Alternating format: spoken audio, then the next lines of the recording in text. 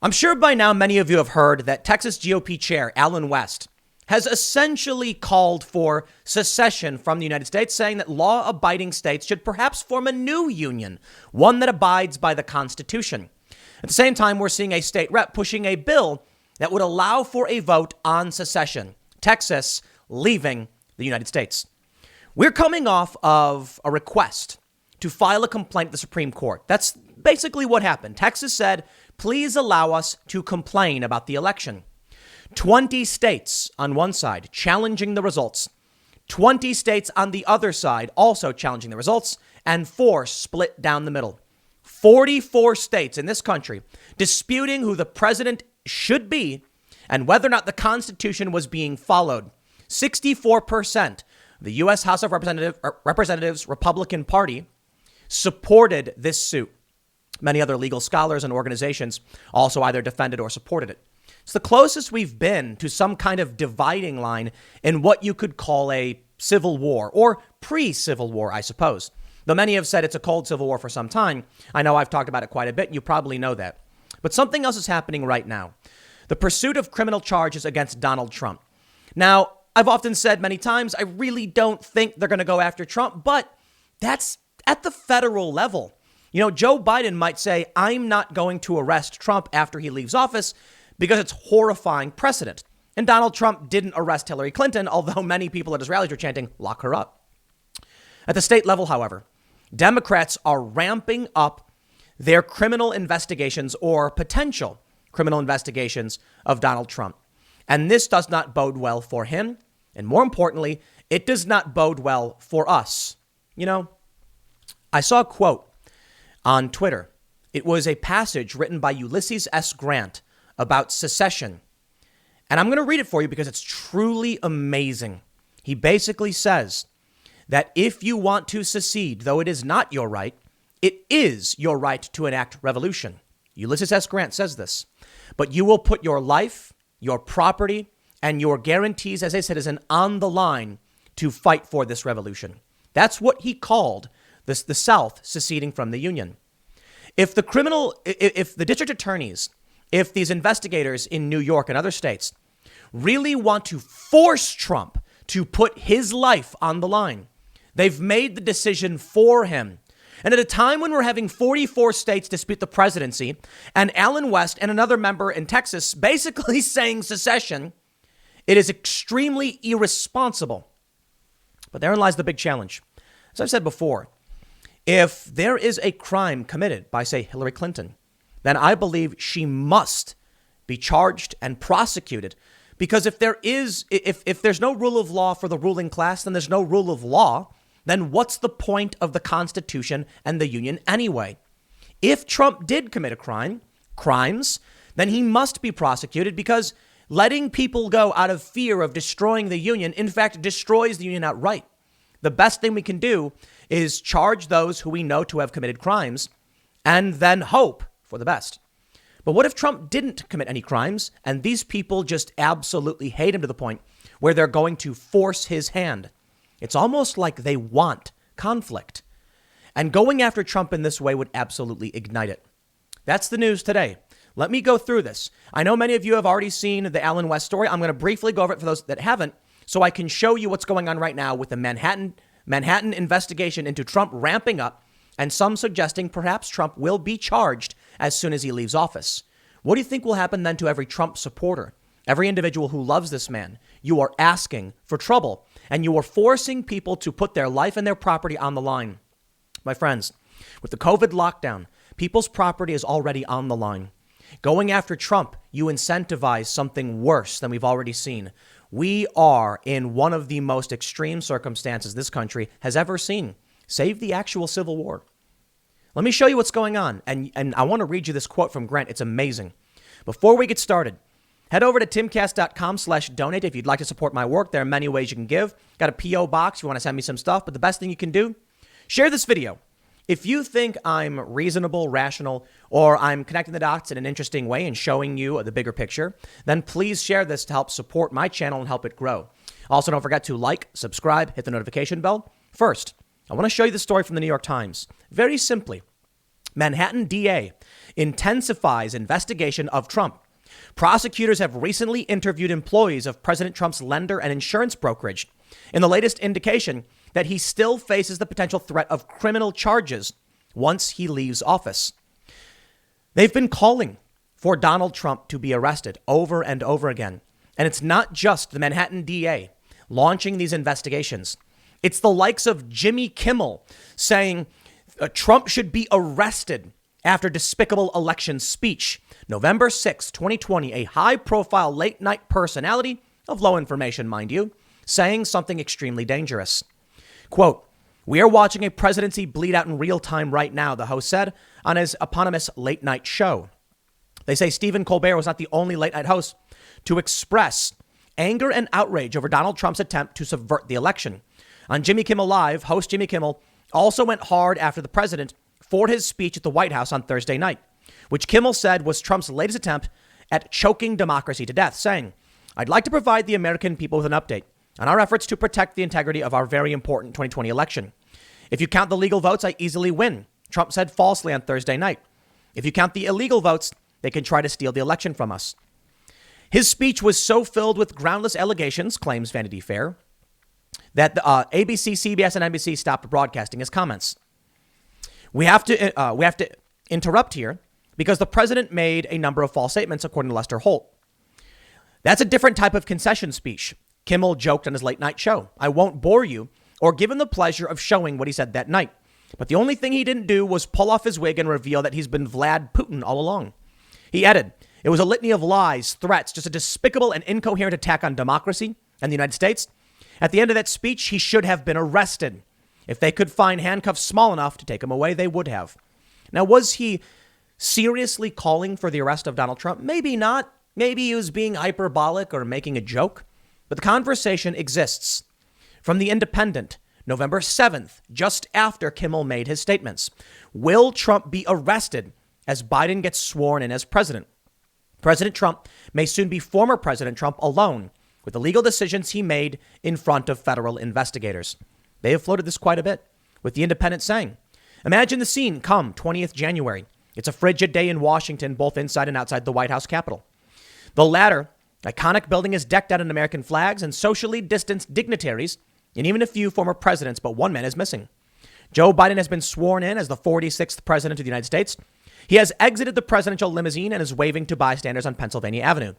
Donald Trump earlier that morning reluctantly left the White House on his own accord.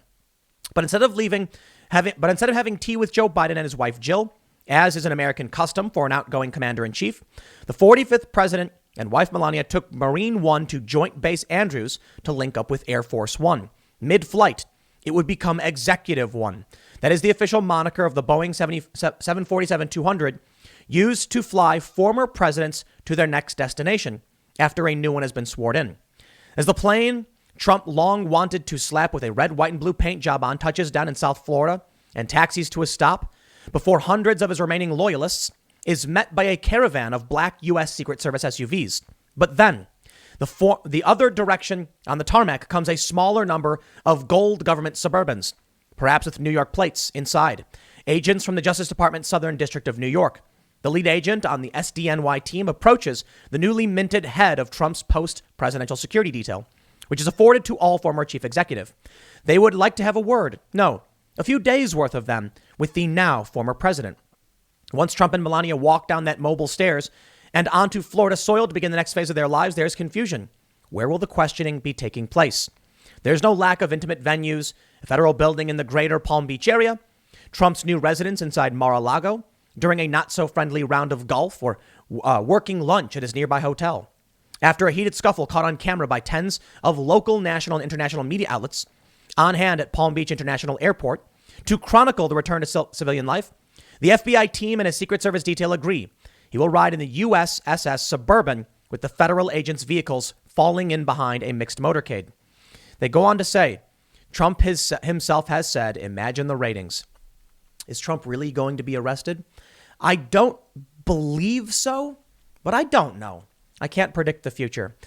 And when Jimmy Kimmel made these statements, perhaps it was just a joke. Now, when The Independent wrote this story on November 7th, probably the day before, but published on the 7th, perhaps it was just a bit of hyperbole.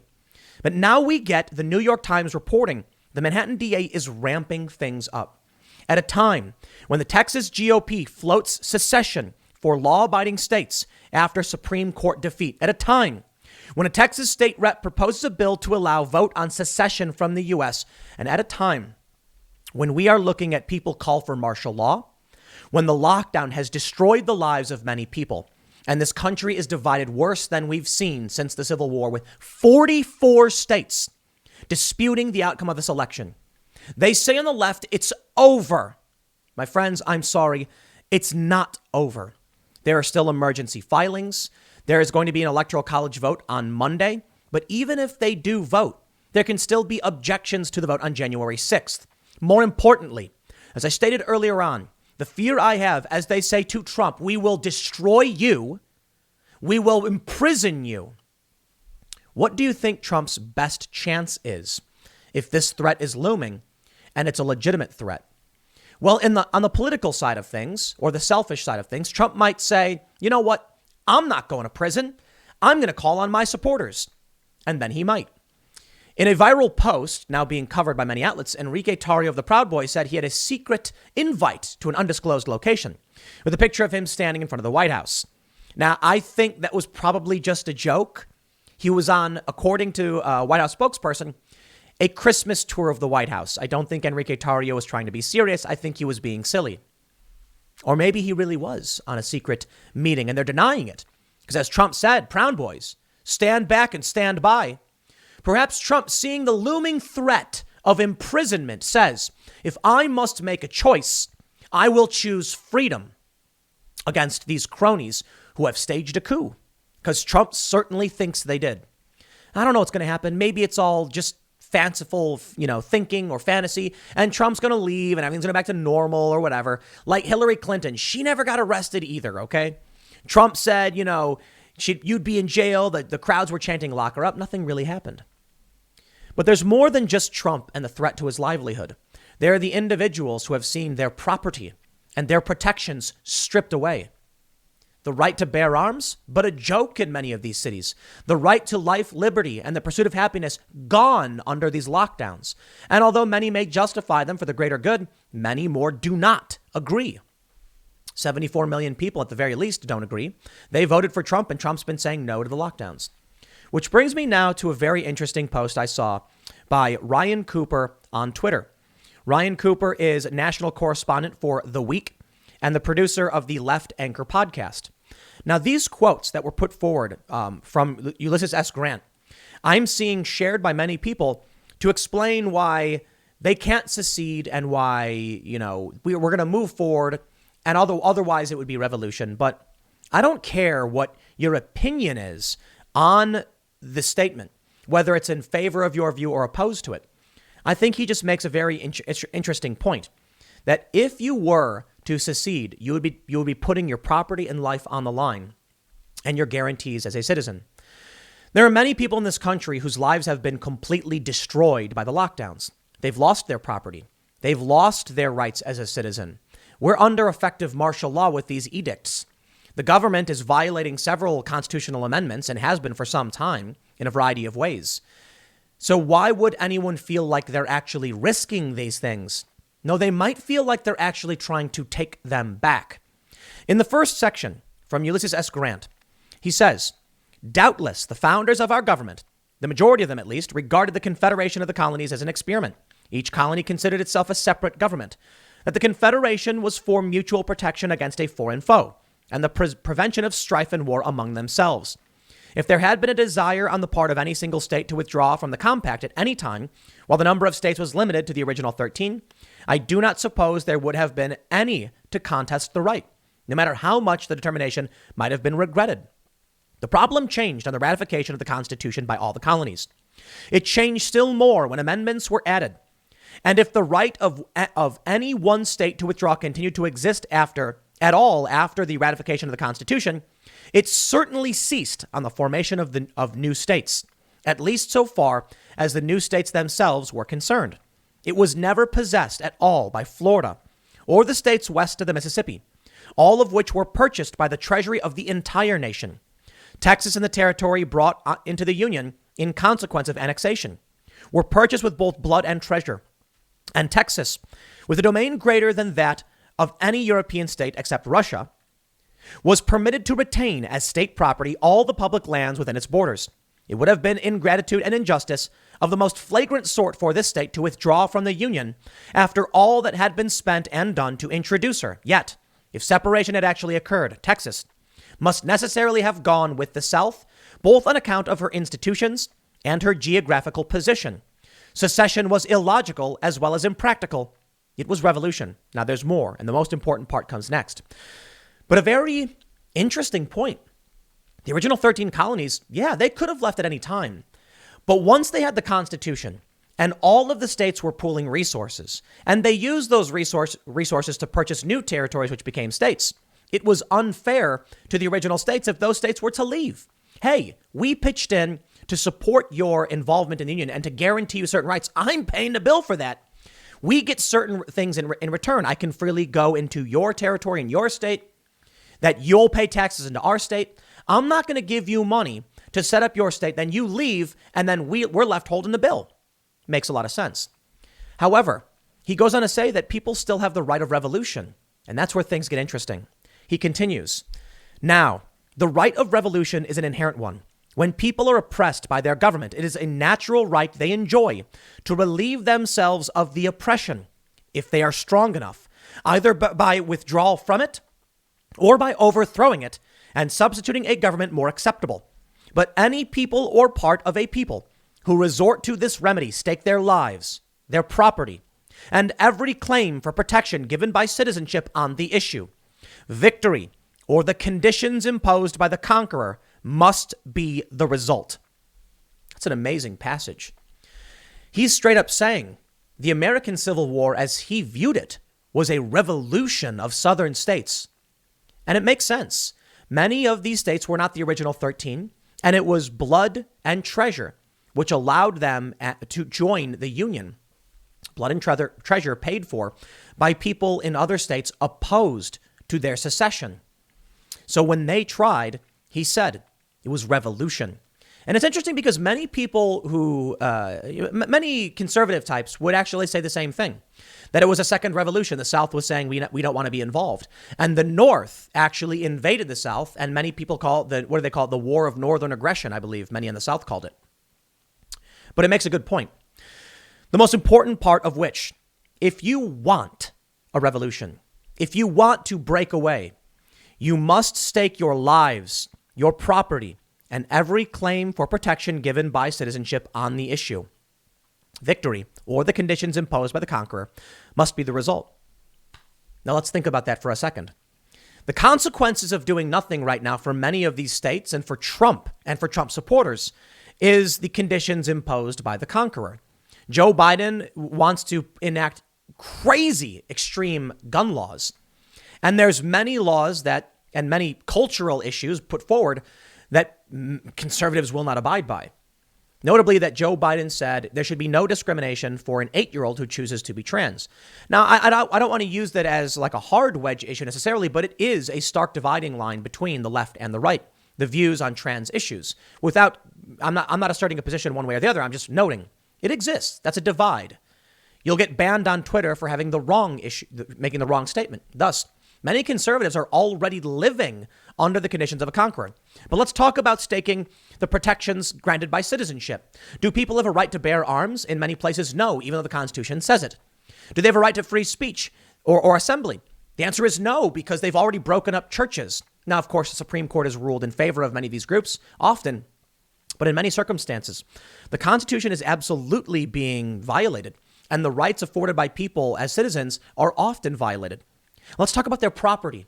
The COVID lockdown has taken the property away from so many people that they're struggling to get by, and they're watching their lives be destroyed, and finally their lives.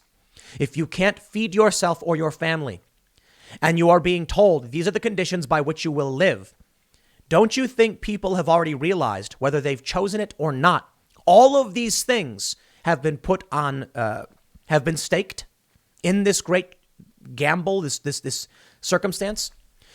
The choice is not being given to the people. They either, well, to an extent, there's the choice. but not the initiation of it. They're being told, lose your property, lose your protections, live under our conditions, and potentially lose your life. Or what else? Stand up and resist. That seems to be the only thing we're seeing, and that's why people are taking to the streets. But in order for something to truly happen, you would need organization and you would need some kind of leadership, which brings me back to the main point about all of this. Donald Trump. A quote from Ulysses S. Grant.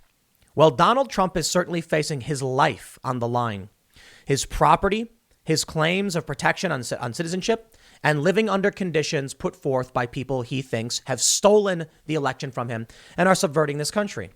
What do you think Trump would choose if he truly believes he will go to prison and his life will be over? I certainly believe Trump will choose to resist. And the people who know, support, and love Donald Trump will also choose to resist, which is why it's shocking to see Allen West say that law-abiding states should have their own union, one that abides by the Constitution. I certainly think the states should be abiding by the Constitution. An interesting point I mentioned earlier that was brought up by Michael Malice is that the Second Amendment guarantees our right to bear arms, to protect ourselves, and to defend our state. Yet in so many cities and states, you're not allowed to. They have infringed upon your right. Now, whether you agree completely with it isn't the point. The point is there are people who say it's wrong and people who say it's right, creating stark cultural differences.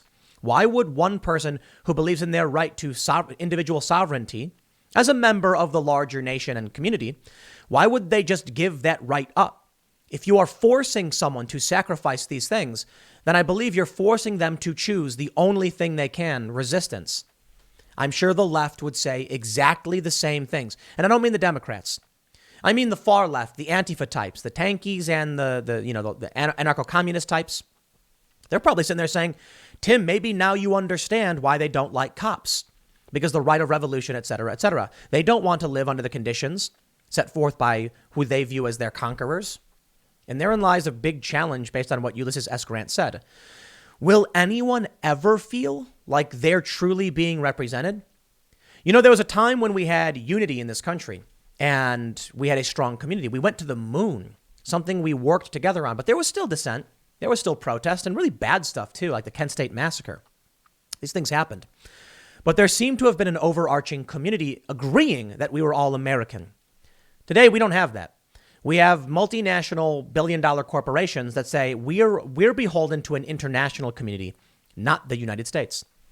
And the people in the U.S., Trump supporters, feel that we are a nation. We are a community unto ourselves that must protect it, must protect itself and support itself. America first, as they would say. Many on the left don't believe that. They believe we should be giving foreign aid to third world countries while Flint is left struggling for clean water. Many people, neoconservatives and neoliberal types, believe we should be in war in Afghanistan and Iraq, building streets and cities, but ignoring the pipes in Flint.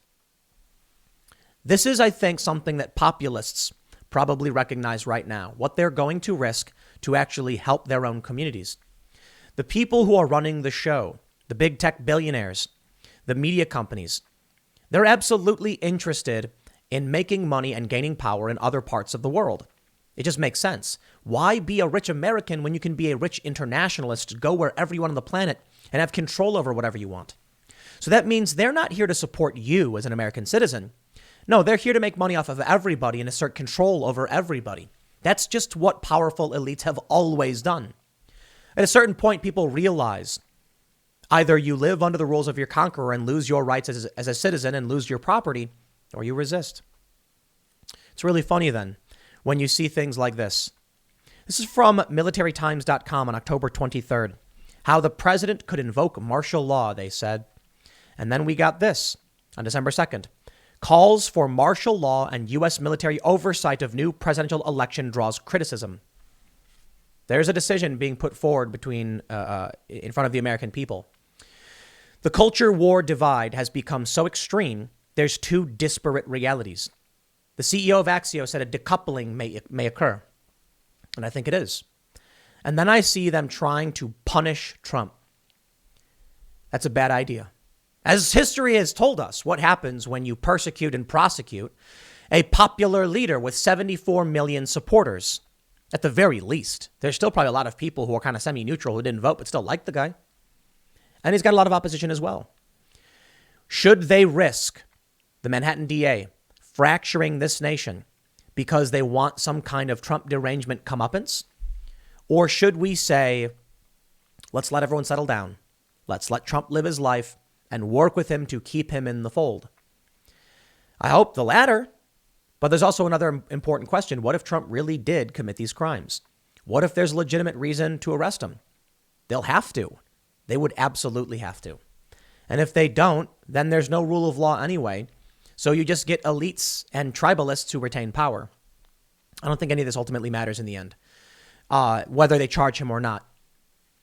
Because the fact that there's a disparate worldview, the fact that there are two distinct cultures fighting each other, trying to gain power, refusing to live under each other's ideology just says enough for me. I don't know what happens. Perhaps a peaceful divorce. Several states say, we out. The Democrat states say, what are we going to do about it? I think about the UK and how Scotland came to be a part of of Great Britain, and then eventually became the United Kingdom. And I'm not a big history buff on the UK or anything like that, but wasn't it that Scotland was effectively conquered? Either way, you look at certain Commonwealth nations, Canada. Canada doesn't really, work at the behest of the crown anymore. These things have long since passed. We're no longer a world of bloody revolutions, for the most part. Could it be that we're past the point where anyone could effectively stage a counter-revolt? If several states seceded from the Union and stopped abiding by federal law, would anyone tolerate National Guard going in and oppressing and killing people? I don't think they would. I think that if several states said, we out, people would shrug and say, what can we do? Because no one will tolerate actual war and murder. I ultimately don't know. And I think my normalcy bias says this is all silliness and everything is just going to go back to normal, I suppose, and we'll carry on with our lives. But that hasn't been the case for years. It's only escalated. So why assume anything else? It's one of those big challenges where I just don't know the future. I can't read the stars and I have no idea. But I do have a fear that if they try to lock Trump up, they will force his hand. And then what will he say other than my supporters come and protect me? And they will. They absolutely will. And will anyone tolerate the police shooting protesters? I don't think so. That would only accelerate things. I guess we can only wait and see. And I'll leave it there. The next segment will be tomorrow at 10 a.m. over at youtube.com/Timcast. Thanks for hanging out, and I will see you all then.